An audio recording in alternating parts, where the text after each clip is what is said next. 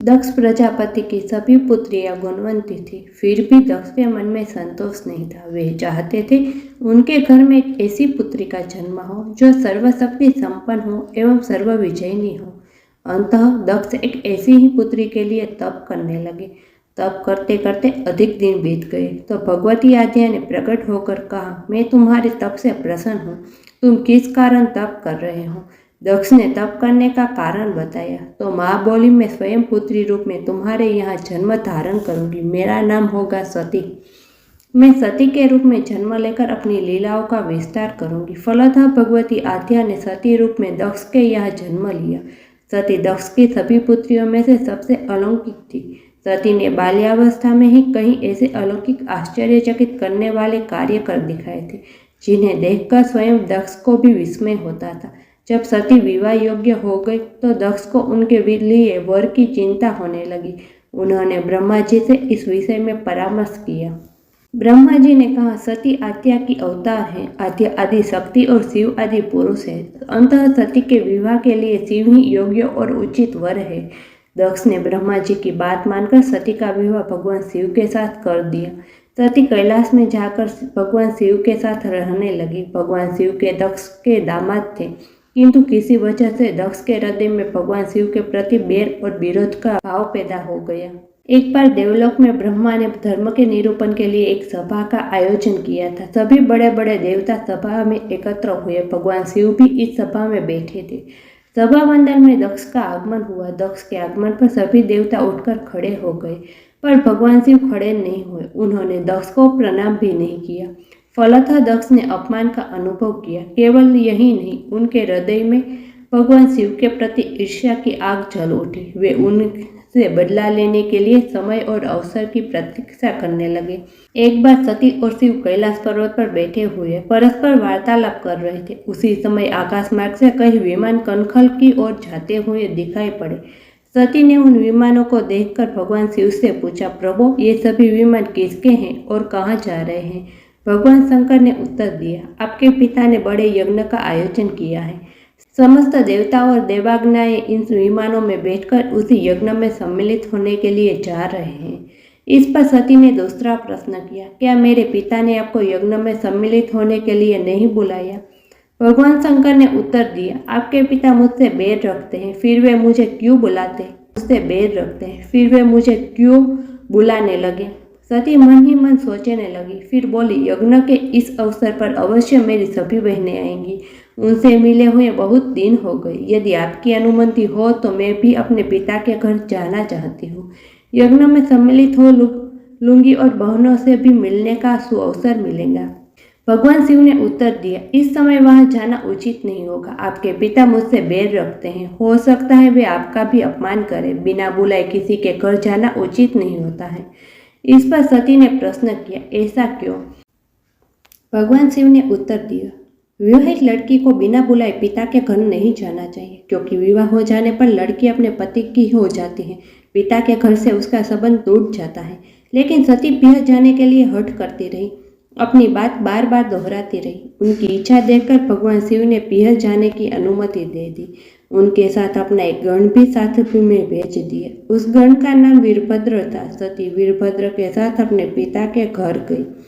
घर में सती के किसी ने भी प्रेम पूर्वक वार्तालाप नहीं किया। दक्ष ने उन्हें देखकर कहा, तुम क्या यहाँ मेरा अपमान कराने आई हो? अपनी बहनों को तो देखो, वे किस प्रकार भांति भांति के अलंकारों और सुंदर वस्त्रों से सुसज्जित हैं। तुम्हारे शरीर पर मात्र बांधावर है। तुम्हारा पति शमशानवासी और भूतों का नायक है। तुम्हें बांधावर छोड़कर और पहना ही क्या सकता है? दक्ष के कंथन से सती के हृदय में पश्चाताप का सागर उमड़ पड़ा। वे सोचने लगी, उन्होंने यहाँ आकर अच्छा नहीं किया। भगवान ठीक ही कह रहे थे, बिना बुलाए पिता के घर भी नहीं जाना चाहिए। पर अब क्या हो सकता है, अब तो आ ही गई हूँ। पिता के कटु और अपमानजनक शब्द सुनकर भी सती मौन रही। वे उस यज्ञ मंडल में गई जहाँ सभी देवता और ऋषि मुनि बैठे थे तथा यज्ञ कुंड में धू करती जलती हुई अग्नि में आहुतियां डाली जा रही थी। सती ने यज्ञ मंडप में सभी देवताओं को तो भाग देखे, किंतु भगवान शिव का भाग नहीं देखा। वे भगवान शिव का भाग न देखकर अपने पिता से बोली, पितृश्रेष्ठ, यज्ञ में तो सबके भाग दिखाई पड़ रहे हैं, किंतु कैलाशपति का भाग नहीं है। आपने उनका भाग क्यों नहीं रखा? दक्ष ने गर्व से उत्तर दिया, मैं तुम्हारे पति शिव को देवता नहीं समझता। वह तो भूतों का स्वामी, नग्न रहने वाला और हड्डियों की माला धारण करने वाला है। वह देवताओं की पंक्ति में बैठने योग्य नहीं है। उसे कौन भाग देगा? सती ने नेत्र लाल हो उठे। उनका मुखमंडल प्रलय के सूर्य की भांति तेजोदीप्त हो उठा। उन्होंने पीड़ा से तिल मिलाते हुए कहा, ओहो, मैं इन शब्दों को कैसे सुन रही हूँ? मुझे धिक्कार है। देवताओं, तुम्हें भी धिक्कार है। तुम भी उन कैलाशपति के लिए इन शब्दों को कैसे सुन रहे हो, जो मंगल के प्रतीक हैं और जो क्षण मात्र में संपूर्ण सृष्टि को नष्ट करने की शक्ति रखते हैं। वे मेरे स्वामी हैं। नारी के लिए उसका पति ही स्वर्ग होता है। जो नारी अपने पति के लिए अपमानजनक शब्दों को सुनती है, उसे नरक में जाना पड़ता है। पृथ्वी सुनो, आकाश सुनो और देवताओं तुम भी सुनो। मेरे पिता ने मेरे स्वामी का अपमान किया है। मैं अब एक क्षण भी जीवित रहना नहीं चाहती। सती अपने कंठन को समाप्त करती हुई यज्ञ के कुंड में कूद पड़ी। जलती हुई आहुतियों के साथ उनका शरीर भी जलने लगा। यज्ञ मंडप में खलबली पैदा हो गई। हाहाकार मच गया। देवता उठकर खड़े हो गए। वीरभद्र क्रोध से कांप उठे। वे उछल उछल कर यज्ञ का विध्वंस करने लगे। यज्ञ मंडप में भगदड़ मच गए। देवता और ऋषि मुनि भाग खड़े हुए। वीरभद्र ने देखते ही देखते दक्ष का मस्तक काटकर फेंक दिया। समाचार भगवान शिव के कानों में भी पड़ा।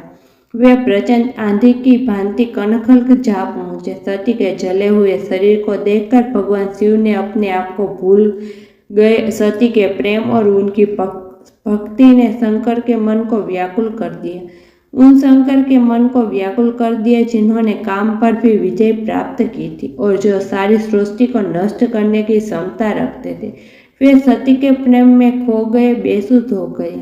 भगवान शिव ने उन्मत्त की भांति सती के जले हुए शरीर को कंधे पर रख लिया। वे सभी दिशाओं में भ्रमण करने लगे। शिव और सती के इस अलौकिक प्रेम को देखकर पृथ्वी रुक गई, हवा रुक गई, जल का प्रवाह ठहर गया और रुक गए देवताओं की सांसें। सृष्टि व्याकुल हो उठी। सृष्टि के प्राणी पुकारने लगे, त्राहिमाम त्राहिमाम। भयानक संकट उपस्थित देखकर सृष्टि के पालक भगवान विष्णु आगे बढ़े। वे भगवान शिव की बेसुधी में अपने चक्र से सती के एक अंग को काट काट कर गिराने लगे। धरती पर 51 स्थानों में सती के अंग कट कट कर गिरे।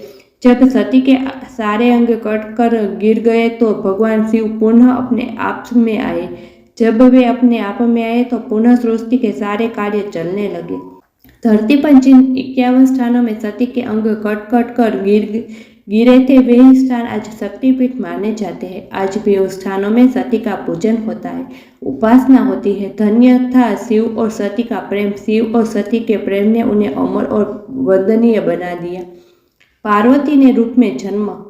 बाद में सती के विरह में शंकर की दयनीय दशा हो गई। वे हर पल सती का ही ध्यान करते रहे और उन्हीं चर्चा में व्यस्त रहे। उधर सती ने भी शरीर का त्याग करने समय संकल्प किया था कि मैं राजा हिमालय के यहाँ जन्म लेकर शंकर जी की अर्धांगिनी बनूं। अब जगदम्बा का संकल्प व्यर्थ होने से तो रहा। वे उचित समय पर राजा हिमालय की पत्नी मेनका के गर्भ में प्रविष्ट होकर उनकी कोख में से प्रकट हुई। पर्वतराज की पुत्री होने के कारण वे पार्वती कहलाई। जब पार्वती बड़ी होकर सयानी हुई तो उन्हें माता पिता को अच्छा वर तलाश करने की चिंता सताने लगी। एक दिन अचानक देवर्षि नारद राजा हिमालय के महल में आ पहुंचे और पार्वती को देखकर कहने लगे कि इसका विवाह शंकर जी के साथ होना चाहिए और वे ही सभी दृष्टि के इसके योग्य हैं। पार्वती के माता पिता के आनंद का यह जानकर ठिकाना न रहा कि साक्षात जगन्माता सती ही उनके यहाँ प्रकट हुई है। वे मन ही मन भाग्य को सराहने लगे। एक दिन अचानक भगवान शंकर सती के विरह में घूमते घूमते उसी प्रदेश में जा पहुंचे और पास ही एक स्थान गंगावतरण में तपस्या करने लगे। जब हिमालय को इसकी जानकारी मिली तो वे पार्वती को लेकर शिवजी के पास गए। वहां राजा ने शिवजी से विनम्रतापूर्वक अपनी पुत्री को सेवा में ग्रहण करने की प्रार्थना की। शिवजी ने पहले तो आनाकानी की, किंतु पार्वती की भक्ति देखकर वे उनका आग्रह टाल न सके। शिव जी से अनुमति मिलने के बाद वो पार्वती प्रतिदिन अपनी सखियों को साथ ले उनकी सेवा करने लगी। पार्वती हमेशा इस बात का सदा ध्यान रखती कि शिव जी को किसी भी प्रकार का कष्ट न हो। वे हमेशा उनके चरणों ढोकर चरणोदक ग्रहण करती, षोडशोपचार से पूजा करती। इसी तरह पार्वती को भगवान शंकर की सेवा करते दीर्घ समय व्यतीत हो गया, किंतु पार्वती जैसी सुंदर बाला से इस प्रकार एकांत में सेवा लेते रहने पर भी शंकर के मन में कभी विकार नहीं हुआ। वे सदा अपनी समाधि में ही निश्चल रहे। उधर देवताओं तो तारक नाम का असुर बड़ा त्रास देने लगा। वह जानकर कि शिव के पुत्र से ही तारक की मृत्यु हो सकती है, सभी देवता शिव पार्वती का विवाह कराने की चेष्टा करने लगे। उन्होंने शिव को पार्वती के प्रति अनुरक्त करने के लिए कामदेव को उनके पास भेजा, किंतु पुष्पायुध का पुष्पबाण भी शंकर के मन को विशुद्ध न कर सका। उल्टा कामदेव उनकी क्रोधाग्नि से भस्म हो गए। इसके बाद शंकर भी वहां अधिक रहना अपनी तपस्या के लिए अंतर्यायी रूप समझ कैलाश की ओर चल दिए। पार्वती को शंकर की सेवा से वंचित होने का बड़ा दुख हुआ, किंतु उन्होंने निराश न होकर अब की बार तप द्वारा शंकर को संतुष्ट करने की मन में ठानी। उनकी माता ने उन्हें सुकुमार एवं तप के अयोग्य समझाकर बहुत मना किए, इसलिए उनका उमा + माँ तप न करो नाम प्रसिद्ध हुआ।